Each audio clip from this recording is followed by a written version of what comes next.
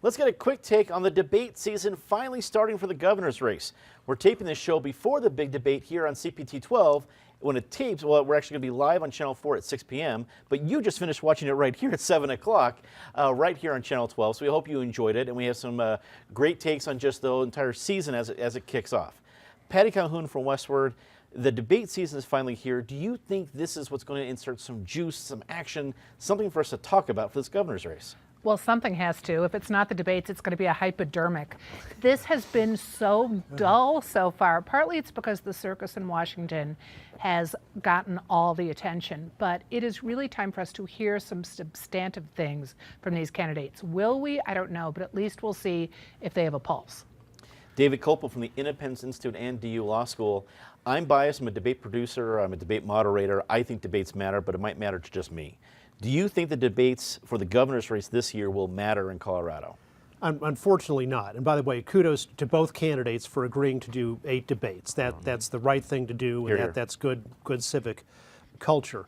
One of the clearest in the history of gubernatorial debates in the state differences between the candidates was Tancredo versus Hickenlooper in 2010.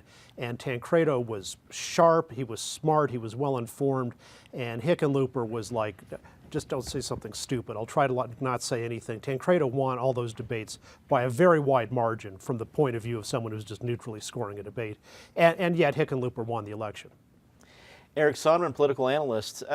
When you're up against an incumbent, sometimes you can say, okay, the incumbent's going to play defense, the challenger has to play offense. When it's an open race, it's an open decision. When you look at Polis and Stapleton, for the debates that are to come, do you think we'll see more offense, more defense, or a little bit of both from each candidate? I think watching these debates, whether it's the Channel 4 one that's Channel 4, Channel 12 that's going to air right before this airs tonight, or I'll turn it over to my friend Mr. Sealover in a second. He was part of a debate this morning. You will quickly tell where the polls are. You will quickly tell who is playing it safe and who is coming out all guns blazing. And that usually, when I tune in and watch with that lens on, it tells me who's up and who's down, who is trying to run out the clock, and who is needing to change dynamics. You and I, Dominic, and I know it's been airing here, and hopefully a lot of our viewers have been watching to both sides now, the high school debate. But that gets judged in a different way than political debate. High school debate is more classical debate, who made the most compelling argument. Political debate, per David's point, isn't about necessarily who makes the most convincing argument. It's who sticks to their campaign strategy and what the needs of the moment are in a better way. Ed Sealover, award-winning reporter with Denver Business Journal. It's great to have you on the panel, especially because this morning, on Friday morning, you moderated one of the very first debates featuring both candidates. Your take? Yeah, if Eric is right that it tells you who is up and who is down in the polls, it's pretty clear they're both looking at polls showing Polis being significantly up right now.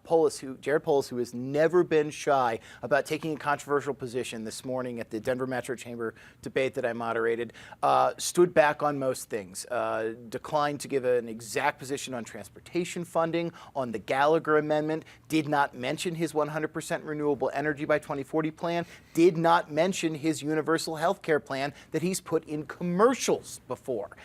He was very deferential. He used the phrase convener-in-chief as many times as humanly possible, so he's going to bring everyone together.